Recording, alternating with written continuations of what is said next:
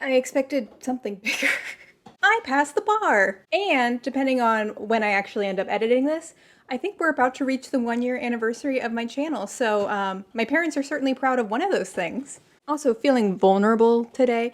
I wear glasses literally every day at this point, but I never do in my videos because I'm always worried about the glare messing it up. But if that's the case, you just won't get to see these beautiful eyes, and I'm sorry, but I can't be bothered to put contact lenses in currently. But if that is a problem, the good news is this video is likely going to be filmed over multiple days, and maybe I'll end up putting contact lenses on and changing my outfit a couple of times, because today we are talking about the one, the only, Bella Thorne.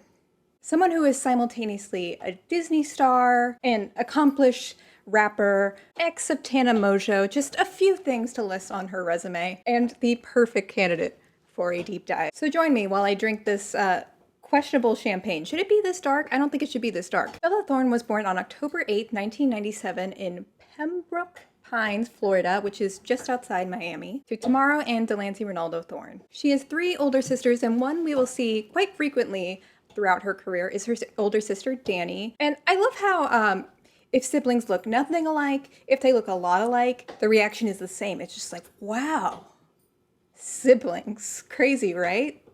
They look alike. In this case, they do. And ordinarily, you would think I would have some time to sort of talk about her life before fame, some things she did in her childhood before she started going out for roles. But she actually booked her first job before she was even born. Yeah, so like I said, Bella is the youngest child, and by the time she was born, her older sisters had already started to dabble in child modeling. And while her sisters were at a modeling gig, her mother was actually approached while she was pregnant with Bella and offered Bella's first job. And we don't have a specific reason why her family was so invested in sort of being child models and actresses. But Bella, like just about any child star, I would imagine, has been asked many times if she regrets becoming a child actor and getting famous so soon. And honestly, she doesn't really seem to. Do you feel like you hold any resentment, or you did hold resentment for having to work so young? I don't think so.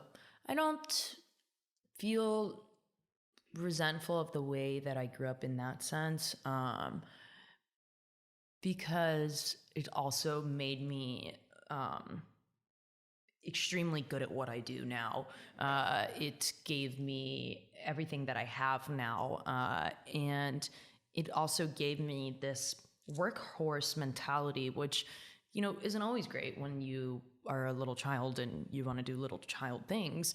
But in the older sense, I see a lot of my friends struggling to get it together, get that work mentality, really work ethic. Yeah. And that's just kind of the easiest thing for me at this point. It's actually really difficult for me to take a stop. break. Yeah. Her early successes that we'll get into on HBO, on Disney Channel, would be a huge jumping point for anybody's career. And I think it's complicated to balance being grateful for these opportunities you got at such a young age and also questioning why you were in these opportunities to begin with. But as you can probably tell from the way I'm talking about this, I personally just don't know if there's really an ethical way to be a child star, but for what it's worth, Bella does not hold that view, and she seems pretty happy with how she started. The one thing she does talk about really missing out, though, in her childhood was, of course, her education. As you can imagine, she grew up basically on sets to sets, and while there are laws in place to make sure that kids are still getting an education while on set, a lot of times producers and directors will try and stretch those rules to the maximum limit so that they can have the kids doing their jobs as much as possible. So Bella was actually only in public school for a short period of time. One, partially due to her busy schedule, but also because she experienced bullying at a very young age. Something I didn't know before researching Bella was that her father is actually Cuban, and she grew up speaking Spanish in the home, which is not really a huge surprise, of course, for living in Miami, Florida. But from what she describes, it seems there wasn't a very big Hispanic community at her school. And really, as soon as she got there, she started to have a lot of difficulties with learning to read. So in first grade, she was diagnosed with dyslexia. Part of the reason why I mentioned that she grew up speaking Spanish in the home was, again, something I did not know. When you have dyslexia, it can be even more difficult to manage speaking multiple languages. When she was speaking English and reading English at school, but then still trying to understand Spanish at home. Hi, bud. She said that she's actually lost her ability to sort of speak and understand Spanish the way she did as a kid because she sort of had to prioritize being able to learn English. And for those who don't know, dyslexia is a pretty common learning disability that can have a range of symptoms, but in its broadest terms, it makes it difficult for a person to read at like a good pace or a pace that other people their age might be reading at without making mistakes. Like I said, she was not in public school for very long. She was a combination of homeschooled and educated on sets for pretty much all of her life. In some ways, this was great because she was able to get the individualized attention that a lot of people in public schools don't get. But also, as I said earlier, directors, producers aren't there to make sure the kids get a quality education. They're there to make sure that they do their job. A lot of times, Bella wasn't really encouraged to take her education seriously, and I'm not sure how equipped these teachers may have been to handle also teaching Bella with a disability on top of teaching her in this very unusual environment. Bella's dyslexia is something that comes up pretty often, especially in like the memes around her. Imagine if you were to survey a random group of people, her having dyslexia would be like one of the facts that they knew about her. But really, the focus of her young life was her acting career. She made her first film appearance in 2003 when she was just 5 years old and appeared in projects like The Entourage and The OC. Eventually, her mom decided that Bella and her siblings would move out to LA permanently so that they could continue pursuing their acting careers. Father was supposed to join them at a later time, but my understanding is either he was trying to save up money first before making the move to LA, or he had some sort of work obligations. Long story short, he was still in Miami, Florida for a few months. But on April 15th, 2007, Bella's mom would receive the call that Bella's father had passed away in a motorcycle accident. And according to Bella, her mom couldn't afford to fly Bella and the kids out to her father's funeral. And so Bella's mom just went out by herself, and to help her kids grieve, she came back with pictures of their dead father like on the morgue table. And as you can imagine, the next few months of Bella's life were incredibly difficult, not just because of her grief. Unfortunately, her father's death put the family in a much more serious financial situation. Her dad didn't have life insurance, and he was pretty young at the time, so I'm not sure how easy managing his estate would have been. And suddenly, Bella's mom was in LA with 4 kids to raise, all on her own. And according to Bella, her family was on food stamps at this time, and they were becoming increasingly dependent on the kids to get roles because they were at risk of losing their home and generally just lacked a safety net. If only there was some sort of government that could provide these things when these terrible things happen to people. When you got involved in the Disney funnel, was that a weird coincidence? Because I read somewhere you only did that because you were about to become homeless and you needed money. We were, yes. Yep. We were, we were a very poor family growing up, and then we got money at one point, and then my mom got very sick, and my father, and all these other things happened. And then when we came up to LA, it just got harder and harder and more struggling. And then Shake It Up. And I was on Big Love at the time on HBO, and that was just like not really scraping us by at all, when you're on like such a big show. So. But Bella did land big roles. I mean, she was a guest model at age 5. She modeled for Children's Place. She was in commercials, movies, TV. And according to Bella, her big break was actually when she was in the commercial for Texas Instruments. Who will believe millions of tiny mirrors can put you in a gigantic stadium or on a far-off planet? Or here, or that so much color will make you think that you are actually there. Who will believe this thing inside? Soon, everyone. It's amazing. It's the mirrors. HDTV powered by DLP. See how millions of tiny mirrors make the picture amazing. Not gonna lie, I thought Texas Instruments just made overpriced calculators, but apparently they make other things too. And this commercial apparently really opened the door for her to be cast in higher budget roles on TV. The largest role she got in her pre-Disney days was on season 4 of the HBO series Big Love. Big Love was about polygamous Mormons living in Utah, of course, and Bella was actually replacing a previous actor who had been playing one of the children on the show. But because she was recast, she actually had to dye her hair red to better look like the previous actress. Honestly, could have fooled me. I thought Bella was a natural redhead this entire time. It ended up being unintentionally really great marketing for Bella because her and her sisters had been trying out for Disney for a couple years at this point. But when Bella came in with the red hair, they were like, that's the one. The executives loved Bella's red hair because her natural blonde hair made her look too bitchy, for a 12-year-old. As a redhead, Disney thought that Bella would be the perfect lead for their new sitcom, Shake It Up. Disney really likes to test the waters with their potential leads and sort of put them in other popular shows to see how audiences will react to them. Like we saw this with Selena Gomez in the Hannah Montana series. Camp Rock was sort of that project for Demi Lovato. Bella also guest starred on Wizards of Waverly Place. Shake It Up is what I imagine most people know Bella from. Her and her very underground, very unknown co-star Zendaya stars two girls living in Chicago who are background dancers on a local dance show. All I really remember from Shake It Up is just the excessive and, dare I say, criminal levels of layering of just patterns that had no business being together. I definitely blame the show for my fedora phase at this age, but that could also just be me refusing to be accountable for my crimes. The show was also slotted for the same time that Hannah Montana had originally aired on the network, so you could really see how the executives wanted Shake It Up to be the next Hannah Montana. And I think they were also combining the sort of buddy comedy duo from Sweet Life and incorporating this with two female leads. And as I've said a couple of times at this point, Bella did not always have the best teachers on set, but Bella has said that the teacher on the set of Shake It Up was really like a second mother to her, really helped Bella grow and manage her dyslexia as well. But luckily on Shake It Up, I had an amazing teacher, Monique, who became like a second mom to me and made me love learning. And I remember when I was on Shake It Up, she put this math problem in front of me, and it's really simple, adding and subtracting. I'm like looking at it and I just start to cry because I'm so embarrassed knowing that like I can't do it. And, you know, she never made me feel like dumb for not knowing. And she really took her time to really teach me and give me the attention that I needed. And I think if I was in a real school, I wouldn't have ever got that attention. When the Disney execs heard that Bella was dyslexic, they asked to incorporate this into her character, Cece. And of course, because this is a Disney show, Disney produced several songs for Bella and Zendaya to sing. And dare I say, they made some bops. The Watch Me and the TTYLMOX, that's a lot of letters, mashup, stellar, even though I can't remember the name of it. The other two songs that they made though, Cat Dealey was in one of the music videos for some reason. Shake It Up only ran for 3 years, but even in that brief time, Bella was not without scandal. In 2011, this 14-year-old girl had the audacity to wear a bikini to a beach in Miami, Florida, and this crypt keeper was not having it. The Rat King himself, Perez Hilton, said, "Excuse us, Bella? Where is your mother? Does she know you own this outfit?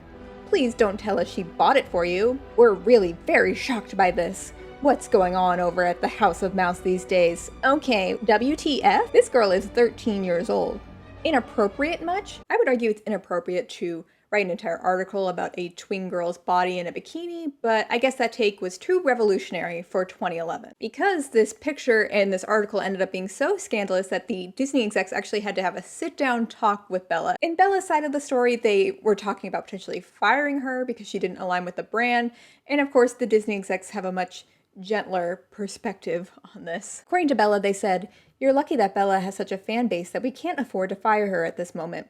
But if she does one more thing, we will." And the spokesperson for Disney responded when Bella said this in 2018 and said they did not want to fire her, they just discussed the way they envisioned Bella's personal brand image and career goals and if her immediate plans were compatible with the Disney branded show. I also forgot this is not the only time that Perez has made uncomfortable comments about Bella, or I guess invited uncomfortable comments. Because in 2017, Bella called Perez out for posting this picture, and Bella rightfully pointed out that Perez might be inviting some slut shaming, some harassment to her page by posting something like this. And do we think this man apologized? No. There are not a lot of people I despise in this world, but Perez Hilton is certainly one of them. The show ended in 2013, and like a lot of more modern Disney stars, Bella sort of stayed in that Disney bubble for the next couple of years, working with Hollywood Records and maintaining the sort of bubbly Disney image. She made this one song with Hollywood Records that kind of reminds me of Ariana Grande's first single that she pretends isn't her first single because it just isn't Ariana's brand at all. But this music video has a crazy amount of views. Also from 2012 to 2014, she took over the Danimals commercials from Dylan and Cole Sprouse. Dedicated fans of the channel, of course, know I just made a video on this very topic, but history seems to have really forgotten that Bella Thorne and Ross Lynch did these commercials as well. Shakealicious. In 2014, she also released her first book in her book series, and I did not read anything for the Kylie video, and I wanted to make up for that, so I bought the first book of the series. And the reason I'm not holding it currently is because someone stole my catalytic converter off my car, and I accidentally left the book in my car in the shop. So there'll probably be many outfit changes in the next couple of minutes. The first book was called Autumn Falls, and when I got it, I realized that it was really short and a book written for children, and I really could have read all 3 of the books, but alas, I only read the first one. These books were co-written, which to me translates to ghostwritten, but maybe that is just my cynicism talking from doing so many of these videos. I would personally imagine that Bella probably talked about various plot lines, character elements, but I'm not sure how much writing this 16-year-old girl was actually responsible for on a daily basis. The plot of this book and this series is basically your typical tween drama romance book. She moves to a new school, has a crush on a guy, but then she also has this magical journal from her dead dad that grants her wishes. And in the second book, I believe it is a magical map, and in the third book, it is a magical locket. And the said it took elements from Bella's life, and they were not kidding. It is truly like reading some weird self-insert fan fiction. Bella's family is Cuban in the book, and like her father in real life, her father in the book dies, this time in a car accident, and again, her mother is told this over the phone in front of Bella. And when Bella had to record the audiobook for this, she talked about having a really hard time reading a lot of it because a lot of the grief that the character was describing was the very real grief that she experienced as a child. Narrating a book is actually so much harder than I thought it would be. Seeing it all together and reliving Autumn's story, I mean, I took a lot of facts about me to shape the character. So when she talks about her father, it's hard to even say it, honestly, because she's getting choked up and it says she's crying and it explains why she's crying, and that makes me cry. So actually in the studio earlier today when we were recording, I couldn't even finish this half of the page because I was too busy crying. I really hope that this was Bella's idea to implement this into the story and not just some ghostwriter pushing this on her, because this just all seems like a lot. Overall, the book is cute, fine, except for those weird things that I just listed. But I will read another weird paragraph when I get the book back that gave me pause. Hello, I'm back. Goose is back as well, as you can see. I am here to read the worst line I read from this book. So this is Bella describing meeting a new boy at the high school that she just moved to. She says, I like him right away, partly because he's funny and confident, partly because he's a fellow pale in a land of golden tans. Can you believe that someone took the time to steal my catalytic converter and left this treasure trove just sitting there? If you stole my catalytic converter, smash that like button. It's the least you can do. Again, assuming that this is a ghost writer writing this and not Bella, and she was a child, so, you know. But that is a rich text, huh? Bella published 3 of these books, and there is like nothing on the internet about it. There are like 2,000 Goodreads reviews on the first book and just over 500 on the third book. Doesn't seem as though these books sold super well. But this was the peak YouTuber writing books era, so maybe her agent just thought that this would be an easy cash grab. And like I said, she was still very much in that Disney era where she had to present a very clean, kid-friendly image. Moving into 2014, 2015, this is when Bella really started stepping out on her own and separating herself from that Disney brand. In 2015, Bella played the mean girl in the movie Duff. I'm not going to mention every movie that Bella was in. I encourage you to look at Bella's IMDb. It is enormous. That woman works in a lot. But what's interesting about this movie, besides the premise being hot garbage, is that the lead actress, Mae Whitman, was apparently the first person to ask Bella to hang out outside of work. I remember saying to my mom, she thinks I'm awesome. She actually wants to hang out with me. My first moment of seeing a female in power was her on that set. That was my first time ever experiencing the rights and wrongs of feminism. That's just not the way things were growing up in my household. I just never really learned to be a woman and be a boss and all these things and what the feminist movement is about. I never learned that until I got on that set with Mae. And this story breaks my heart because Bella spent her entire life on sets. That was her social life. It's not like she was going to high school and then working part of the time. Like, that was her social life. And by the time she was filming Duff, she was 17, maybe 18 years old. The point is, Bella needs more female friends, and Mae Whitman is, of course, a delight. Funny rumors fly, and I know you heard about me, so hey, let's be friends. I'm dying to see how this one ends. Grab your passport and my hand. I can make the bad guys good for a weekend. Yeah! I feel like I'm on the new season of Love is Blind with this not clear cup. Another day, still wearing glasses, and Goose is still loudly chewing his bone in the background. And we move on. In 2016, Bella came out as bi, and by came out as bi, I mean someone tweeted at her, asked her if she was bi, and she said yes. And what a wasted financial opportunity. I must say, that could have been a full 20-minute YouTube videos with like at least 5 mid-rolls. And once she came out, she started posting a bunch of pictures of kissing people of all different genders. We love that for her. And one of these people was Bella Pendergast. Bella is her brother's ex-girlfriend. And if that isn't queer culture, I don't know what is. And Bella has since clarified that she identifies as pan, not bi, which if you're chronically online like me, you're probably aware there's a lot of discourse around the use of the term bi and pan and queer and what the difference is between all these things, and if there actually is a difference. Goose has pulled out 5 different chew toys and is alternating between them as we speak. Anyways, back to Bella. One thing that genuinely did bother me as I was reading a bunch of articles about Bella and sort of her wild child image that she has, a lot of these articles list the fact that she's pan bi as like evidence that she's a wild child as well. I just want to say, normalize being queer and boring. I think I'm living proof of that every day. And the other piece of evidence that's also brought up that means absolutely nothing to me is the fact that she sometimes dresses a little edgy. Whoa. And to be honest, she just looks like my stoner friends from college with a higher budget. And she's done some wild things. They will be discussed in this video. But the fact that these things keep coming up as some sort of evidence that she's crazy now, it irks me. I decided pretty early on that I wasn't really going to get into a lot of Bella's relationships. For one, the internet seems to list every single person Bella has worked with, gone on like a single date with, or anyone vaguely in her atmosphere as like someone that she's dated, even though for a lot of these people she's explicitly said that they didn't date or were not a couple. And you know, just like anybody's life, not all relationships are super exciting and dramatic. For a long time, Bella dated my childhood crush Greg Sulkin. They were pretty private, seemed to end on good terms. Then she dated Tyler Posey of Teen Wolf fame, and supposedly the two had broken up when Bella was spotted later at the beach with Charlie Puth. And a lot of these articles say that they were spotted kissing. If you look at the picture, they're not kissing, they're just standing very close face to face, you know, as two platonic friends do. It seems as though the public was not aware that her and Tyler had broken up, and Charlie Puth then started seeing a bunch of articles implying that Bella and Tyler were still in a relationship and that she had been cheated on Tyler with Charlie. And to be fair, Bella really did not help clarify any of the confusion with the timeline.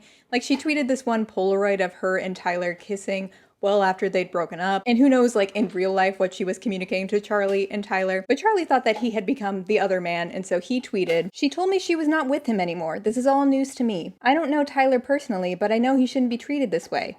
No one should have their heart messed with like this, and I'm not going to be in the middle of it." And you know, another weirdo she seemingly dated for a very brief period of time is Sam Pepper. A lot of you probably remember Sam Pepper as the real-life Kevin from SpongeBob. If Kevin from SpongeBob kidnapped his friend as a prank and then pretended to shoot another friend in front of that friend as a prank. And also a bunch of harassment things. Well, Sam Pepper and Bella Thorne seemed to try to soft launch their relationship, and as you can imagine, the public was not thrilled. Sam posted some Snapchats in Bella's house, holding her hand. They were liking each other's photos, commenting on each other's photos. And you know, maybe cancel culture works sometimes, because I did not see any more pictures of them together after this went out to the public. Or maybe she just like spent a few more hours with him. That could also be a pretty big deterrent. Taking a break from some of her relationship drama, let's talk about the time that she was on the cover of GQ Mexico. So in October of 2017, Bella posted one of the pictures from this GQ spread and specifically said in the caption that she had asked GQ not to retouch her photos. And this is actually something that Bella has been pretty consistently vocal about. Even when she was dating Tana, we'll get to that, I promise. Even when she was dating Tana, she would call out Tana for her pretty heavy use of Facetune back in the day. She also regularly posts without makeup, and in line with that, she put this caption: "I'm not effing perfect. I'm a human being, and I'm real. So hip hop your ass over the fence and get over it." And like I said, this was in 2017, which I know is a time that many of us don't like to remember. But this was pretty early on in a certain orange man's presidency, and talks of building a wall over Mexico was something that was just in the public consciousness on a daily basis. So many people, mostly on Twitter, did not like this comment. Specifically, people thought the phrase hip hop over a fence and get over it was some sort of insensitive joke referencing what had been going on in politics as of late. And Bella really did not help herself in this situation because she did not respond to the allegations, but she did tweet, "Latina and proud. I did not know she was related to Lele Pons." Maybe this is a hot take. Y'all can disagree with me, but I genuinely think this was just really poor wording, both the original statement and also her, it's not an apology, her other statement. Like, she was on the cover of GQ Mexico. So it doesn't make sense, at least from her career standpoint, to then make fun of Mexico or Mexican people. And yeah, the fact that she's Cuban is not a license to say whatever she wants about Latino people. I mean, there are a lot of cultures contained within that umbrella term. It's not a monolith. But I do agree her saying Latina and proud is not a very good way of clarifying that she didn't intend to say something derogatory towards Latin people. And if you disagree, up yours, woke moralists. We'll see who cancels who. Another not really relationship, more of a 1-week PR stunt that people got real fired up about in 2017 was Bella's relationship with Scott Disick. Bella and Scott Disick had been spotted at Cannes at the same time as his ex Kourtney Kardashian was there, and this was a more innocent time when we were shocked that Scott Disick would be dating someone young enough to be his own daughter. Today, not really major news, but people got heated about this, and I cannot stress, it does not seem as though this relationship lasted any more than like 10 days. And Bella has even said that they were never physical in their relationship. But this PR relationship accidentally sort of set up what would be Bella's most iconic PR relationship of all time, / sometimes real throuple. In June of 2017, Tana Mojo posted this video. "I tried to F Scott Disick. Now Bella Thorne hates me. Live footage, LMAO." What a time capsule that title is. Despite this video being 35 minutes long, the short version of the story is Bella and Tana and Scott Disick all ended up at the same party in Las Vegas one night, and Tana was doing sexy dances, not on Scott Disick, but near Scott Disick, and making eye contact while it happened. And then Bella walked over and Bella started dancing on Scott. So now, obviously, Bella hates Tana. That's like a pass from social blade to like real fame. You tried to make that leap. You reached for the stars and you did not. No, yeah, I missed, baby. So you didn't talk to him at all. You walked in the room, you didn't talk to him at all. No, I couldn't. Yeah, he didn't even make eye contact with you, but he thought he was into you. But not even that long after this imaginary beef, Tana tweets out that she wants to date Bella Thorne next. And then Tana and Bella just happen to run into each other at the Life is Beautiful music festival. And according to Tana, she asked Bella if they can make out so they can break the internet. And boy, does it. I guess between the time that Bella had been seen with Scott Disick and Bella had been seen with Tana, Bella had been seen with Black Bear. And so people were confused as to whether Bella and Black Bear were in a relationship or what the situation was. But Bella said, "We didn't break up because we were never like that. Just on some chill shit." Which is all fine and dandy, except then Black Bear tweeted this, seemingly implying that he was hurt by Bella making out with Tana. Then in October, Bella started dating rapper Monson, but Bella and Tana were still tweeting at each other. They were still being seen together, making out. Bella couldn't possibly be dating two people at the same time. She was dating two people at the same time. And according to pretty much all parties, there was never a conversation about this. I wouldn't say this was fully ethical non-monogamy. Bella just started dating them both and they were just supposed to get on with it. And so Tana and Monson did not like each other at the beginning of this relationship because they had never really agreed to be in a relationship with each other. And I listened to an interview with Monson after him and Bella broke up. And according to him, Bella tried to convince him that polyamory was great and how polyamory would work by making him watch an HBO show on polyamory. I thought it was at a certain point I saw the potential of it. I was like, yeah, there is no like famous 3 couple thing. It just is. To me, it's just never gonna work too because it's like that's what I said. And she has me watching these polyamorous TV shows and shit on HBO. I'm like, yo, no. All right, I don't want to do this. Like, this shit look weird as fuck to me. And we're watching like, no, watch. Like, this is how it works. I'm like, that is not cool. Wow. Like, these motherfuckers are fighting every day. Poor guy. And I can only think of one HBO show that features polyamory, but like really polygamy. And that's the show Bella was on when she was a child. Freud really was born in the wrong generation. So it seems very briefly, at least, the 3 of them were actually a real throuple. And so more and more Bella and Tana were seen together. They were in vlogs together, they went to Maui together, they went to TanaCon together. But in February of 2019, Bella and Tana announced that they had ended their relationship, and shortly after, in April 2019, Bella and Modson also broke up. Right after Bella and Modson broke up, there was kind of a he said, she said situation. At some point, Bella went to Modson's house after the breakup to try and get some of her things. And the way she's described it, at least, they were pretty important things like her computer, her passport, things that she would need in the immediate future. But on Modson's end, he seems to contend that he didn't know that she was coming over, and that when Modson and his team asked her to leave, she refused to do so. And eventually this escalated into the police getting called. No one was arrested, no charges were filed, but they did beef on Twitter, so I think the punishment fits the crime. Modson tweeted an article where he said that if Bella didn't come get her stuff soon, he would sell it on eBay. Yeah.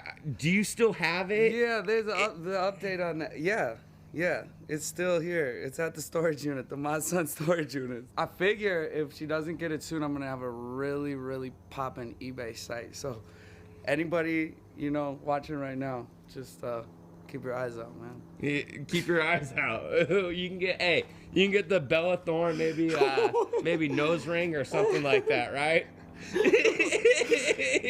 We got plenty of that. We got plenty. It's going like hotcakes this year, people. And then he followed that up by saying, obviously that was a joke. I would never do that. And Bella responded, WTF, you called the cops on me, you're hungry for attention. So you could say that the breakup between Bella and Modson was not exactly amicable. Bella and Tana, on the other hand, did seem to initially end on good terms, even though we don't really know why they broke up per se. They would still be seen with each other occasionally, and in June 2019, they had this Twitter exchange where Tana asked Bella to take her back. But also in June 2019, Bella had an event for her poetry book and read a poem about Tana. And apparently Tana had been invited and didn't show up, and Bella was hurt by that. The vibes in June were just kind of all over the place for these two. Because this was also the time that Tana got engaged to Jake Paul. And Bella posted about this, and I genuinely can't tell if Bella was truly upset about this or if this was also just PR, because Bella had to know that Tana and Jake were PR, right? Like, Bella's friends with Logan Paul, she's friends with Tana, she knows pretty much everyone involved. So I don't know what's going on there. But then in July, shit really hits the fan. And where else would shit hit the fan but Twitter? Bella tweeted, Tana and I are no longer good. She broke girl code and I'm over it. So even though Tana and Jake Paul were engaged, Tana and Modson had been spotted together. And we now know that they ended up dating briefly after Bella broke up with both of them, almost entirely out of pettiness and wanting to get back at Bella. And in August, things got even more heated, this time between Bella and Modson, because Bella used a picture from Bella and Modson's fake wedding. Oh yeah, that was also a thing. They had a fake wedding, and she posted pictures of the fake wedding to promote her poetry book. Honestly, I wonder if Tana was inspired to have a fake wedding with Jake after that, because I believe this fake wedding was a while ago, obviously when her and Modson were still together. But Modson did not like that Bella was using footage from their fake wedding to promote her book, and said, seriously, don't use our wedding video to promote your book. Don't disrespect my idea of what love is. If you were faking it that day, then you really are an amazing actress. Stop being intentionally hurtful to people healing. And then there was quite a bit of back and forth on Twitter. There were DMs that seemingly implied that Modson had given permission for Bella to use this footage and then I guess had taken it back at some point. But all of this throuple drama culminates in this music video released in 2020.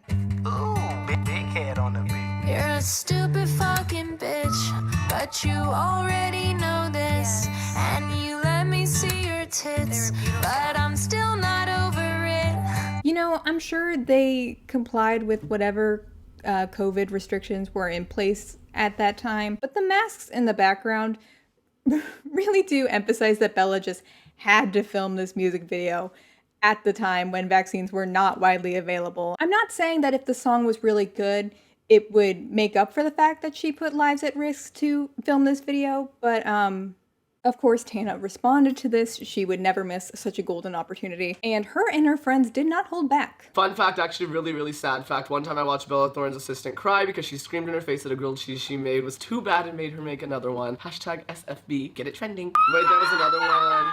I don't think it was the epic own that Bella had intended it to be. And despite all of this, Bella and Tana seem to be friends again. They were spotted together in 2021 and again just recently. They're not together, but I think they've both realized that anytime the two of them can be seen interacting with each other, referencing each other, it's just easy money for both of them. And that's also why I'm not really sure where the real drama begins and the PR ends, because a lot of this really does seem like it was at least partially motivated by the attention it garnered, but there were real feelings involved as well. And I actually did find out something I found pretty interesting. If any of you have watched my Demi video, you'll know that Demi Lovato was spotted leaving a Halloween party with Tana Mongeau in October of 2021, and this spurred a lot of drama because Demi was sober at this point, or trying to be sober, and Tana is not. But according to Tana, the reason she actually went out that way with Demi was because she had been hanging out with Bella at that party and did not want to be hounded by the paparazzi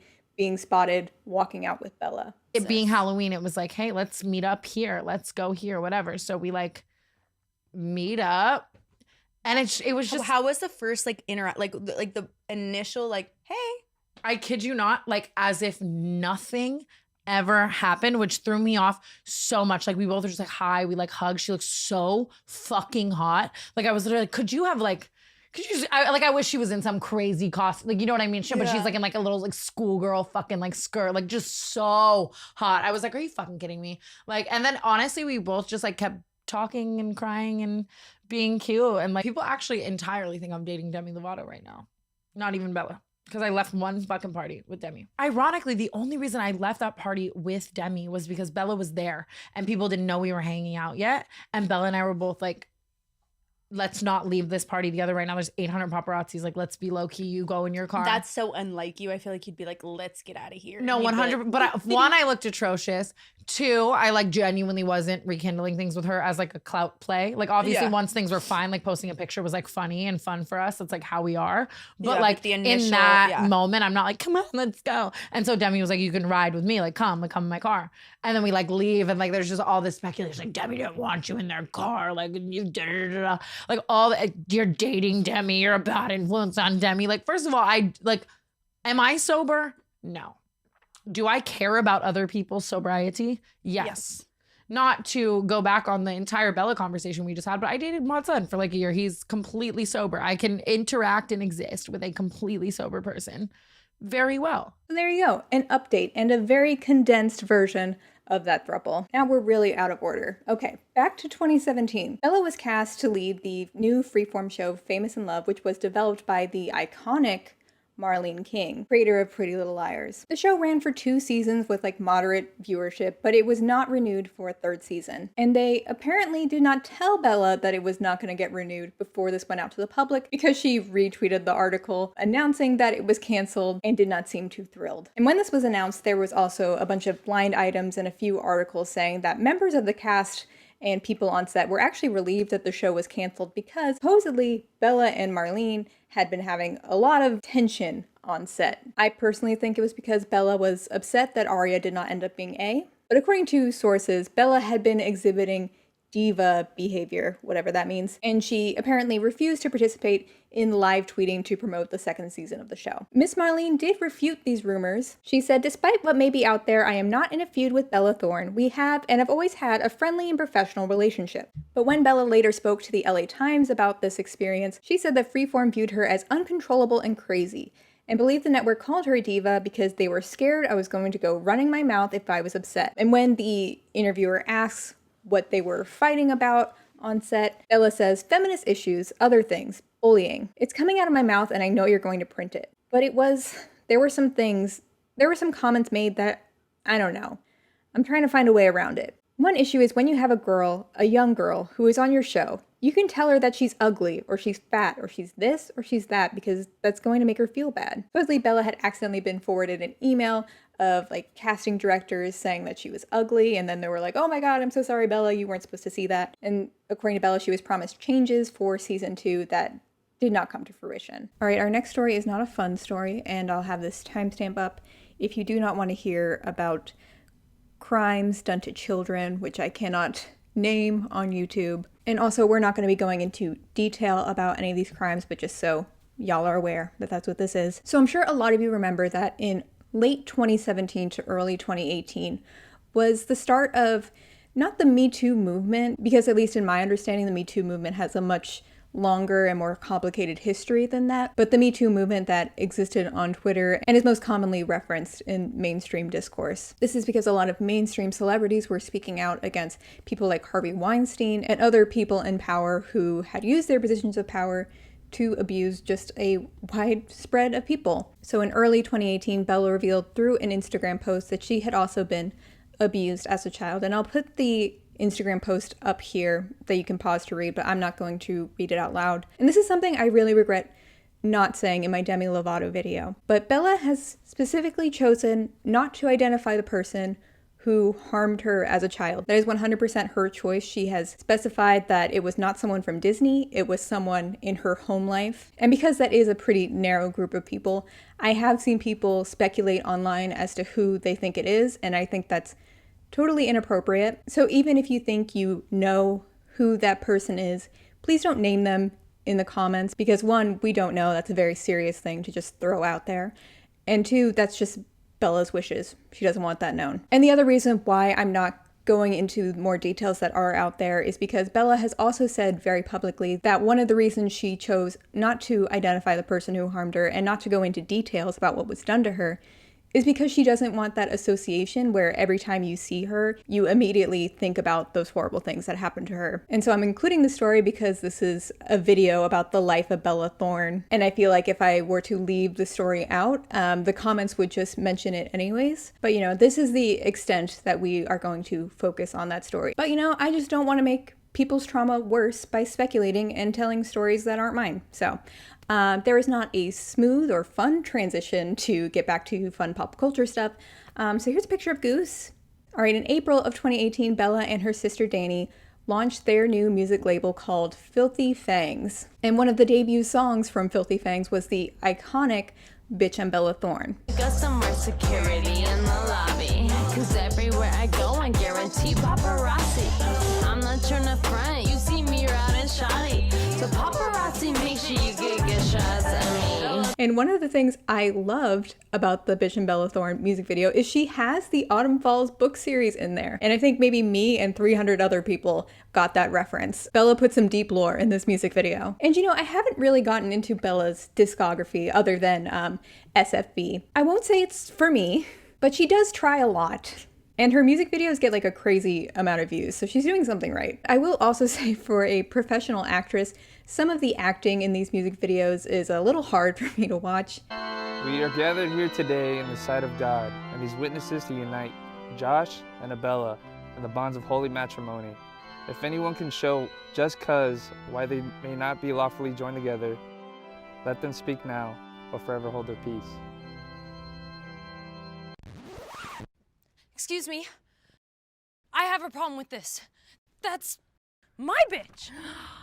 What the fuck?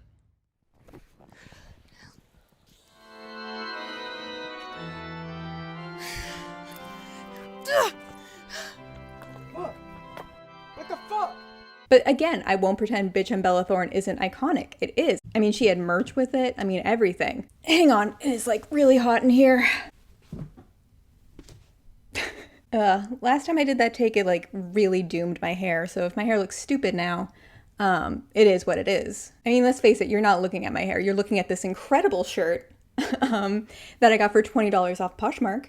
It is not available anymore. So this is very exclusive material I'm proud to own. I will say, this shirt is incredibly comfortable. I have been sleeping in it quite frequently.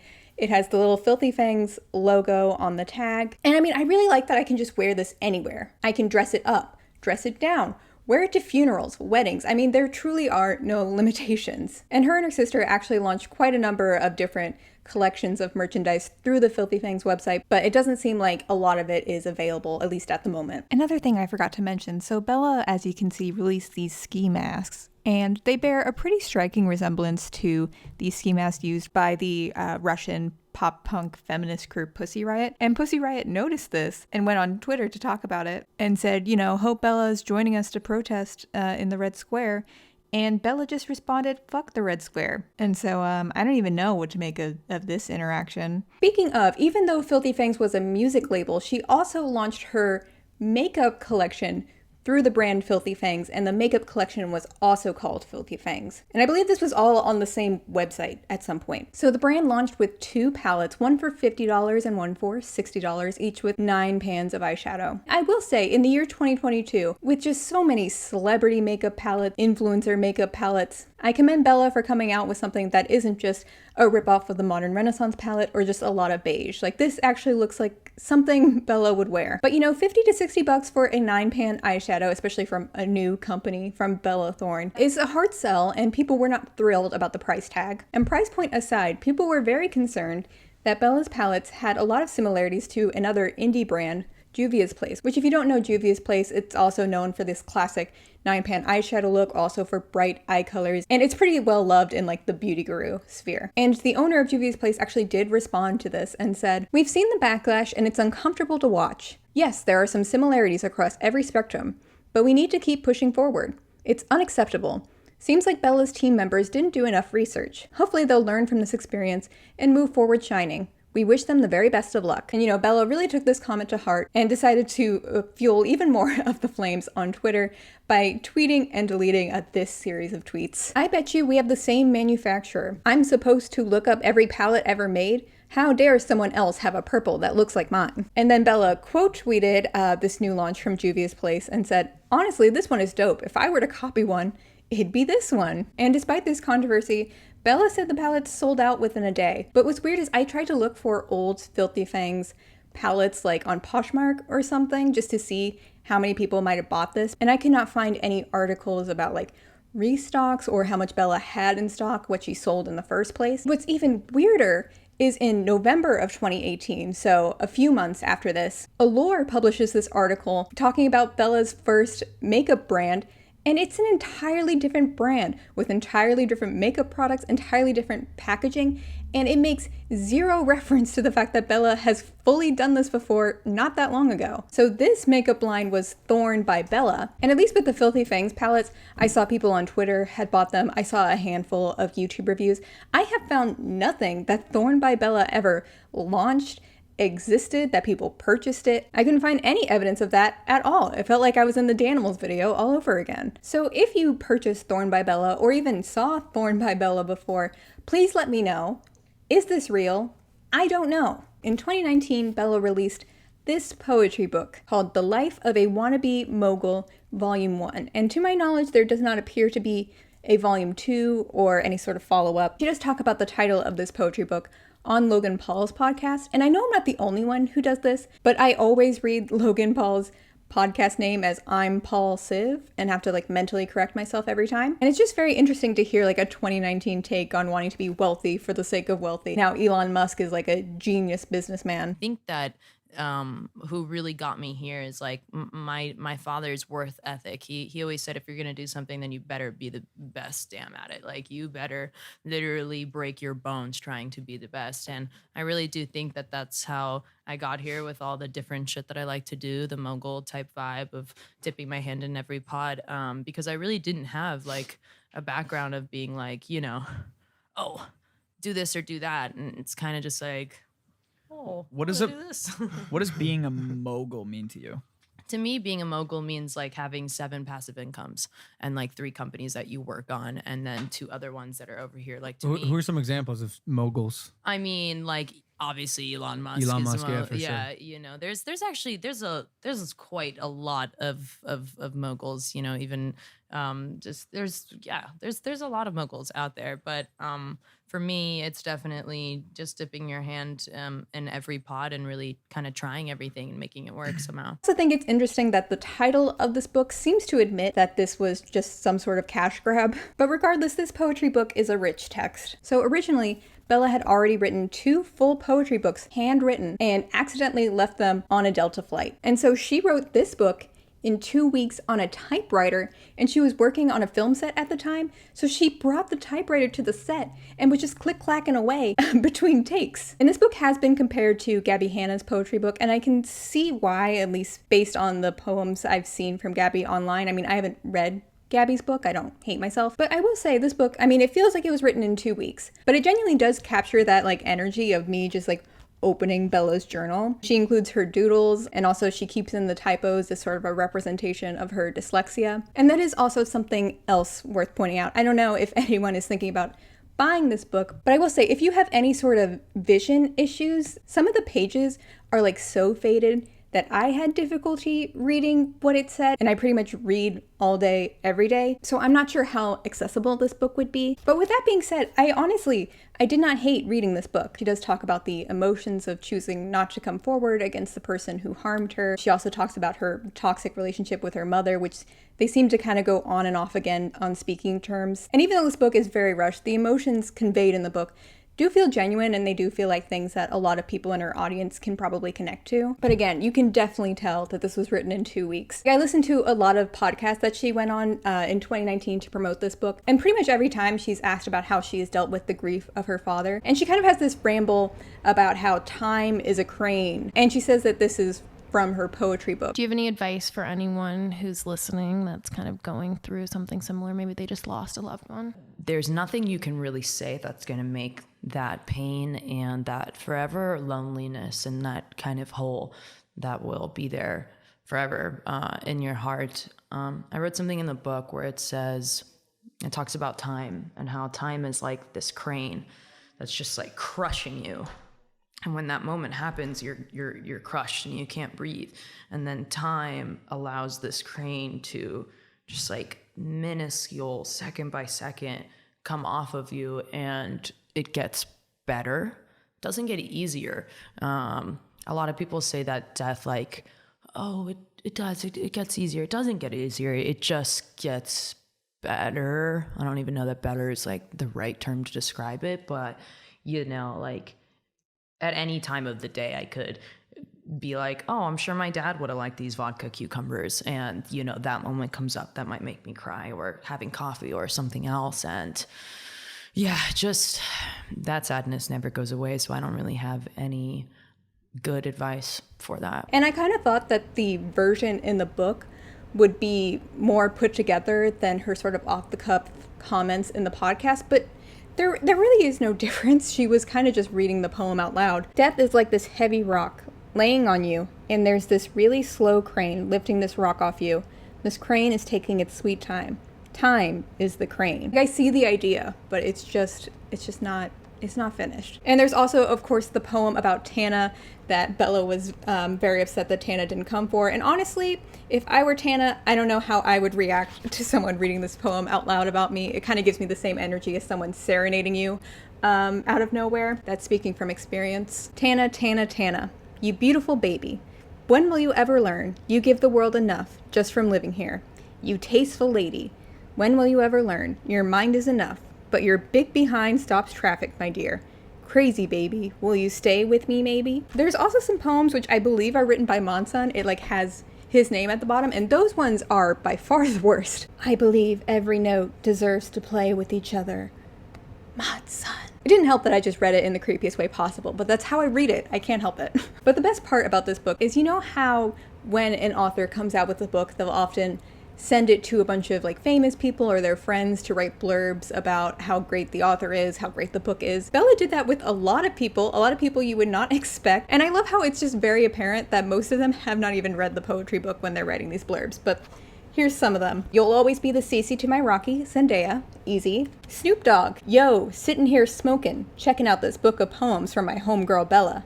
Damn girl, you dope as a motherfucker. I didn't know you had rhymes and rhythms and such words of magnitude and gratitude with just a little bit of attitude. Yes, make sure you go get that book from my homegirl Bella. Books of rhymes certified, so says Snoop Dogg. Oh yeah, she's a poet, and she knows it, and she ain't afraid to show it. And if you happy and you know it, blow it. This is for you, Bella. Do your shit, girl. I hate that I like that poem more than the poems in this book. And then Jared Leto, I imagine that they were all sent this book with like a little note being like, hey, send us back a quote to put in this book. And this man thinks he's so funny, he just puts the definition of quote from the Oxford Dictionary in and takes up 2 whole pages for this and then said, this is a quote for books of poems by Bella Thorne. And if you can't tell that is my writing in the corner, fuck off, Jared. Also, a good one from Diplo. Hey, I didn't read this book. Bella gave it to me and I left it on an airplane. This is off topic, but on Logan Paul's podcast talking about this poetry book, she said this. Have you ever had to deal with medications? I personally don't believe in pills. I won't even take an Advil or a Tylenol. So when I Really? get my period, it sucks so bad. How come? That's one I've heard this before, and like mad noble, but also like sometimes the Advil just gets rid of my headache, and it's awesome. I know, but it's a blood thinner. It's a really strong blood thinner, and you know, my dad, he had a lot of heart. He died from a heart attack, technically a motorcycle accident, but his heart gave out on him, and you know, just I also have a fear of pills. Like I try to take vitamins, I try to force myself, and a lot of times I have to literally just grind them into my smoothies, which tastes disgusting because I literally also don't like taking pills. You know that that's just me personally, you know, but I know a lot of friends that are on medication and they love it, and you know, it really does make a difference and help them. So again, it's so specific to your situation. That just doesn't sound healthy. Like, So I really want to this get is an a- IUD,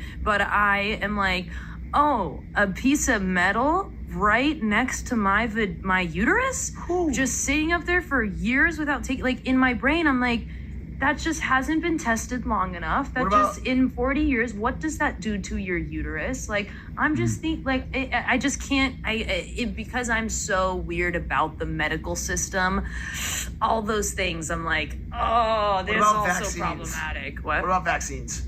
Oh, yeah, I don't know how I feel about vaccines either. Oh, no. I just don't know how I The feel. publicist is like this. You know, Don't answer the question. I just haven't decided in my mind. Now, this was in 2019, before this issue was even more of a controversial matter. And so I don't know if she's gotten vaccinated. I tried to look. She had the generic, like, stay-at-home thing in March. And then in October of 2021, she posted that she had spent $45,000 on rapid tests so that she could film her music videos. Understandably, people did not like that. Because for one, this was for making music videos like this. You run your mouth before I even run the shit. Been done. Shoulda hit it and quit it, but I let you check in for extended visits. And two, the post that she put that on was a post of her partying in Italy with Francesca from Too Hot to Handle. So it's unclear how much of that 45 grand was just going to her doing whatever she wants. Bella is definitely someone who likes natural things. I would not be surprised if she had drank a celery juice or two in her lifetime. It definitely shows in her Harper's Bazaar skincare video, which went super viral because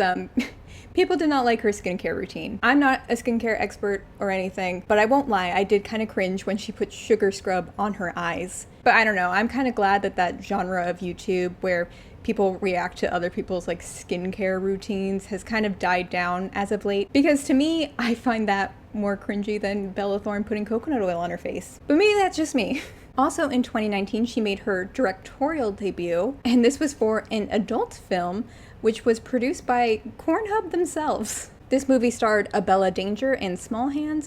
Can't say I'm familiar with their work, and unfortunately I can't watch this movie until I'm married, but it does seem as though the reception was pretty positive, except it did get some pretty biting criticism from Jezebel. I've read quite a few Jezebel articles at this point now for this channel, and they never hold back, and this is not an exception. So this author says, "Is this a visionary masterpiece from a 22-year-old who has never before made porn, and who, due to her mainstream fame, waltzed right into the industry and got to work with two of its top talents right off the bat? I'm not at all convinced. I wish celebrities like Thorne would take their porn dalliances more seriously by giving the genre its due respect and respecting the art of arousing viewers, instead of treating it like a film school experiment in personal branding exercise." And you know, we're just gonna put a big pin in that, because this is not the only time she has received this kind of criticism with her relationship to the sex work industry. All right, another serious one.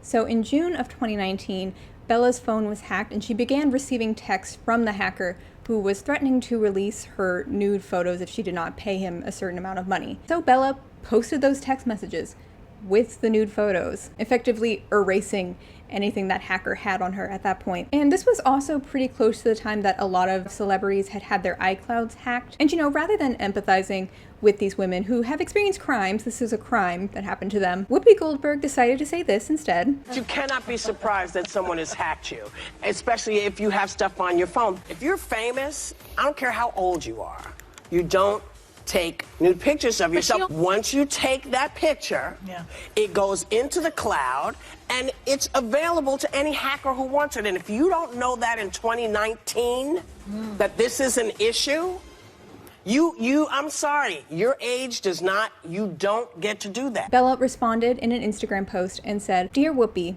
I have loved you for so long, but honestly, I'm so displeased and saddened by your response to my leak. Blaming girls for taking the photo in the first place is sick and honestly disgusting. I am offended for anyone out there who has ever taken a sexy photo. I am offended for Jennifer Lawrence, who feels publicly. I am offended for every person who has committed for someone leaking their nudes. Your view on this matter is honestly awful, and I hope you change your mindset as you are a show talking to young girls." And she also posted several videos justifiably very upset about this response. I couldn't find anything from Whoopi like further responding to this, but I did at least see other people voicing their support for Bella, like Zendaya and Lucy Hale, Tana. Celebrity or not, no one deserves that to happen to them. In October of 2019, Bella Thorne released her cannabis brand, partnered with Glass House Group called Forbidden Flowers.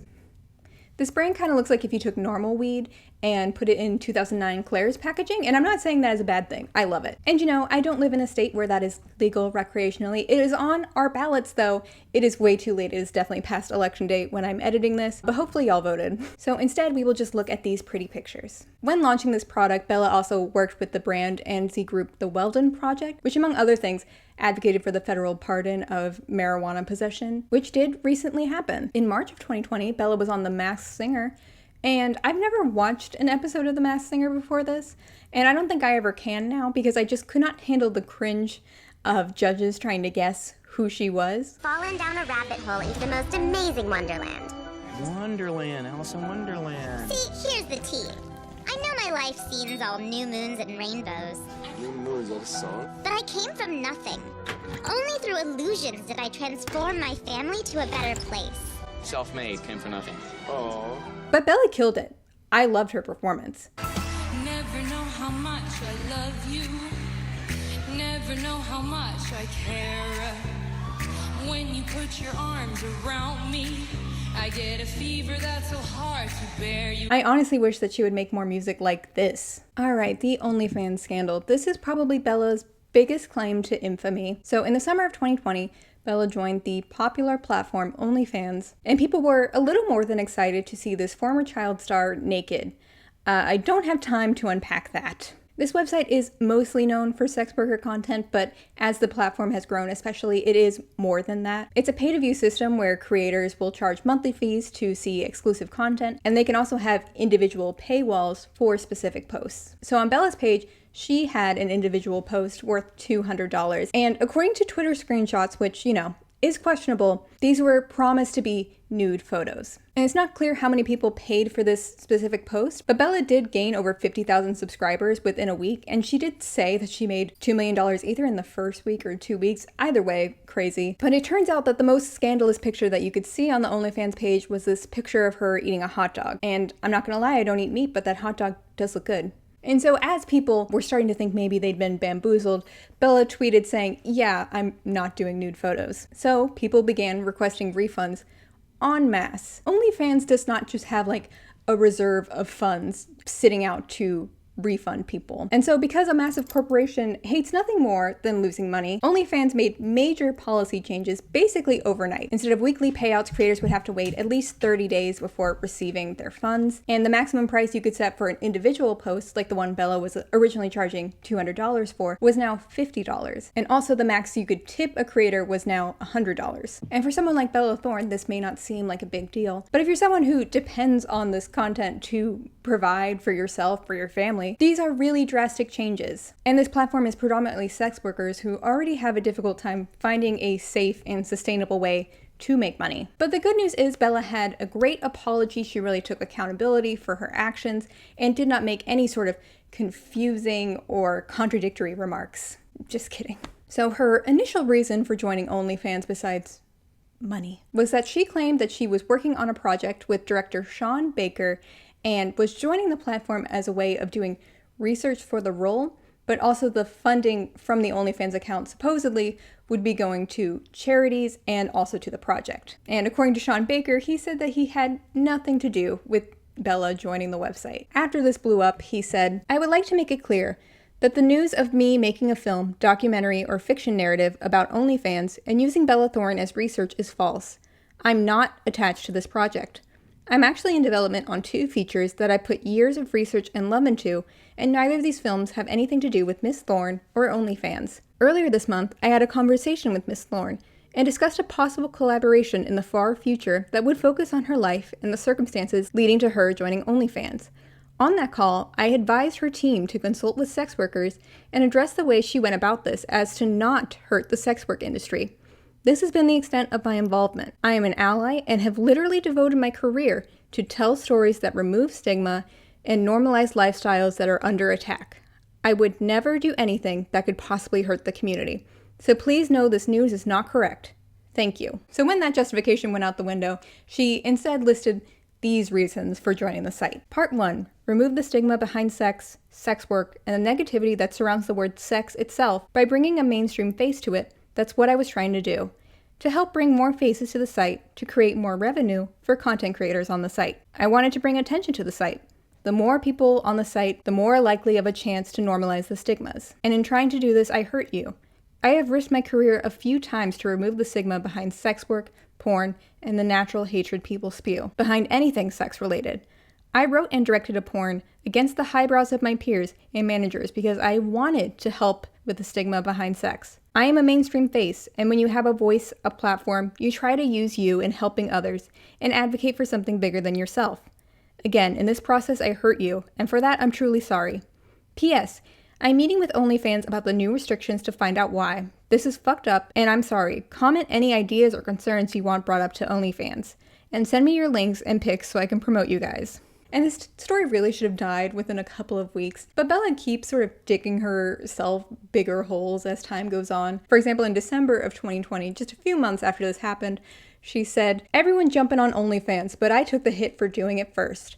Cool. She was not the first person on OnlyFans, of course, and she was not the first celebrity on OnlyFans. Cardi B and Blac Chyna had already been on the platform, and stuff like this just really undermines the apology she gave in the first place. But it does not stop there. Shortly after this debacle, she formed her own management company called Content X. This launched in January of 2021 and was intended to provide OnlyFans creators with access to high-quality photo shoots, production help, a management team, in exchange for a percent of their revenue. And initially, Bella did manage to get several big influencers signed on, like Francesca from Too Hot to Handle. But these influencers were among the first to leave Content X, and many people began coming forward with complaints, saying that the team was poorly organized, did not live up to their promises, failed to deliver quality photo shoots, and was again taking money from the sex workers that she says that she's trying so hard to help. I'm tired. Here's a quote from the Rolling Stone article on this. "They're just profiting off the back of sex workers. Everyone has collectively come together to make Bella Thorne money, and that's it." In a statement provided to Rolling Stone on behalf of Thorne, the actress significantly downplayed her involvement with Content X, saying, "My mom runs day-to-day operations. We don't have time. We don't have time. And is our creative director." Citing her busyness with other projects, Thorne says, "With my busy schedule, I do find time to check in with my mom and other creative staff. And Content X, last time I checked, is still up and running, but I did not find any promotional materials with Bella in it, at least recently. And the posts on the Instagram page average around 1,000 likes, which isn't bad by any means, but I imagine that it's not the kind of payoff that you want to see when you're signed onto a management group like this." In March of 2021, Bella got engaged to Benjamin Mascolo with this big ol' rock. It is huge. Bella and Benjamin had been dating since 2019, seemingly days after her and Monson had broken up. The two had starred in a few rom-coms together, and they're actually set to appear in a sequel of one of those rom-coms in the next couple of months. But in June of 2022, they did call off their wedding.